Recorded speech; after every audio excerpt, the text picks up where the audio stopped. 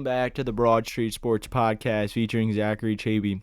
And today, in this late night episode, we will be doing a reaction to every Week 1 game that happened from Thursday night to America's Game of the Week that just finished up. So, talking about Thursday night's opener, we had the Chiefs and the Ravens. Chiefs ended up winning by 7 on a last-second play where Isaiah Likely's foot just was out by an inch and the Chiefs escaped with the victory. Overall, Lamar, in my opinion, was very inconsistent with his throws. He made some good throws down the stretch in the fourth quarter, but I feel like during the game, he only got it really to Zay Flowers. Mark Andrews seems like he is completely lost, and it seems like Likely is the number one tight end after the first game, and it just seems like they never, after Derrick Henry the first drive, they were never able to involve him the rest of the game, and that's really what it came down to. And then for the Chiefs, it's Xavier Worthy looks like a steal, and looks like some teams that passed up on, especially the Bills, just trading their pick to the Chiefs. He looked explosive on that first rush he had for 21 yards and the touchdown, and then Mahomes with the perfect throw to him for the second touchdown. Mahomes played all right, had that interception that was very questionable to Roquan Smith, but overall it was just a weird game. Both teams didn't play their best ball. That's really what it came down to, but the Chiefs just played better down the stretch, and I feel like that's why they won the game. Moving on to Friday night in Brazil, the Eagles came away with the victory against the Packers by the score of 34-29. In my opinion, this was the Saquon Barkley game. Yes, he didn't have like that many explosive plays. I know his touchdowns were short, but the first touchdown as an Eagle for him was beautiful. Great pass by Jalen Hurts. Got it to Barkley, and he made an amazing catch showing why he was worth the money so far. And then he had 2 rushing touchdowns, and then A.J. Brown to open the half, beating Jaire Alexander for the touchdown for 67 yards. And then overall, it was a weird game played by Jalen Hurts. Had 2 touchdowns, but 2 very questionable interceptions, and had a weird start to the first quarter with him throwing an interception on his first pass attempt, and then him not connecting with Cam Jurgens and causing the fumble. So it was a very weird start to start the game. Hopefully it's just rust from not playing from the preseason, but overall, Jordan Love played a good game. Prayers for him. He got injured towards the end of the game. They're saying it can only be like maybe a possibly 3 to 6 week injury, so hopefully it's not long for him, because without him, they're not competing for the playoffs whatsoever, so hopefully he's okay. But overall, it was a good game.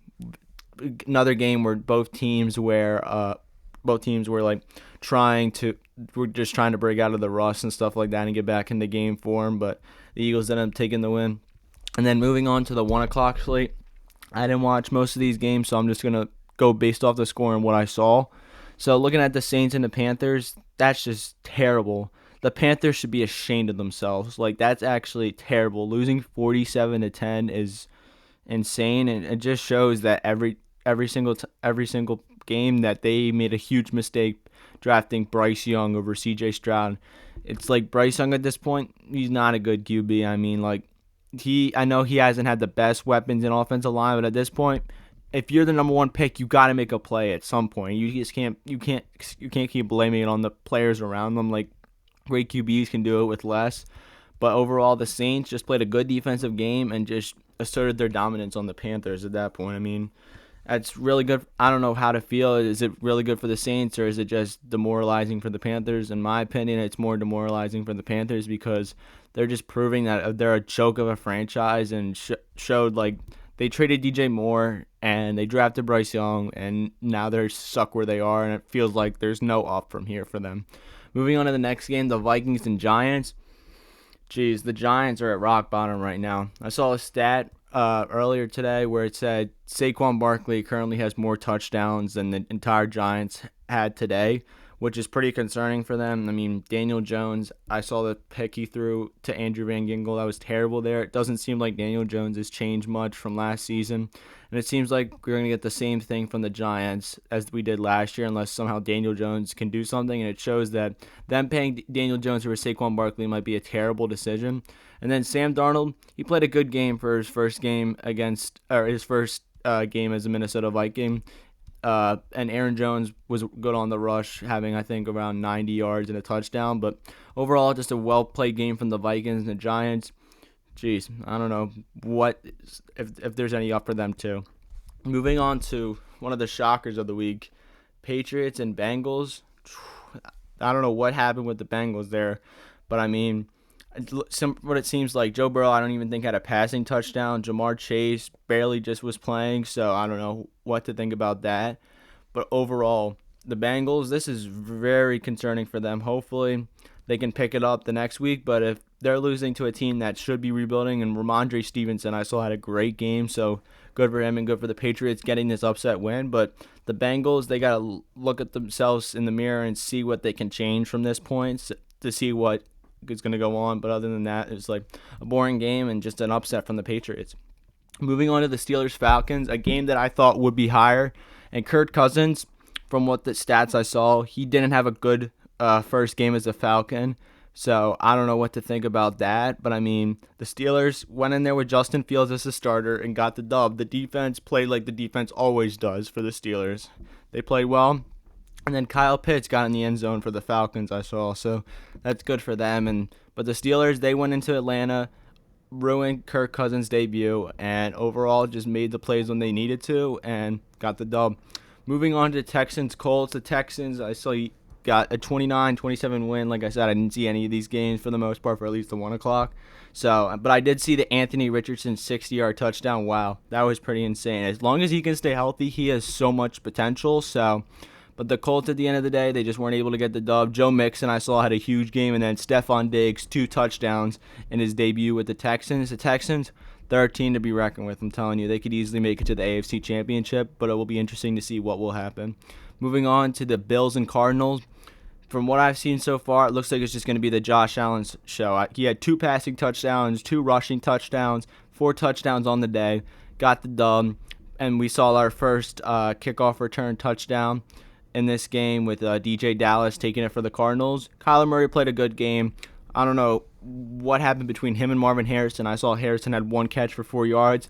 Those guys have to get in sync quick because that could be a deadly duo. It's just the Cardinals, they competed in this game. It was just Josh Allen's game to win, and he went out in there and played like it was a one-man show. Moving on to the Titans and the Bears. I saw this game. The Titans were up 17-0, man. And it's not even because of Caleb Williams. I think he had 93 passing yards, not the best debut for the first overall rookie quarterback. But the Bears defense came to play, had a block punt, couple interceptions, an interception to ice the game. And Will Levis, I don't know what he was doing on the pick 6 that he threw. He was just like on his knees, like I don't know what he was doing. But the Bears defense came to play and made the comeback down 17. That's pretty insane. Down 17-3 is pretty wild. But I mean, the Bears, the defense won them the game. That's all that has to be said, pretty much. But we'll see what happens from there. Moving on.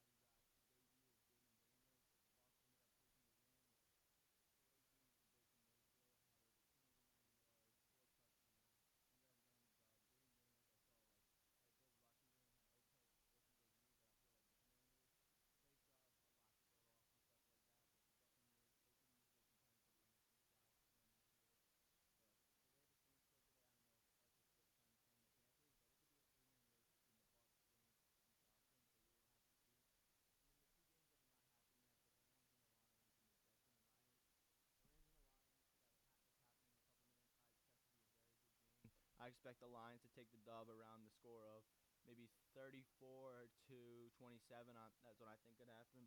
Big games probably from both offenses. Could be very offensive high. And then the Sunday night or the Monday night football game, Niners Jets. I got the Niners in that game probably by the score of maybe 27-20. Aaron Rodgers coming back. I don't know if he will even be 100%, but it's just going to be tough to play against this Niners defense. And if Ayuk's back, I don't even think it will matter if he's back. I still have the Niners taking this dub on, even if Ayuk is back by the hands of Christian McCaffrey having a huge game. But other than that, I will talk to you guys later. Expect an episode come out Tuesday. Other than that, you guys have a good night. Enjoy Sunday Night Football and Monday Night Football tomorrow.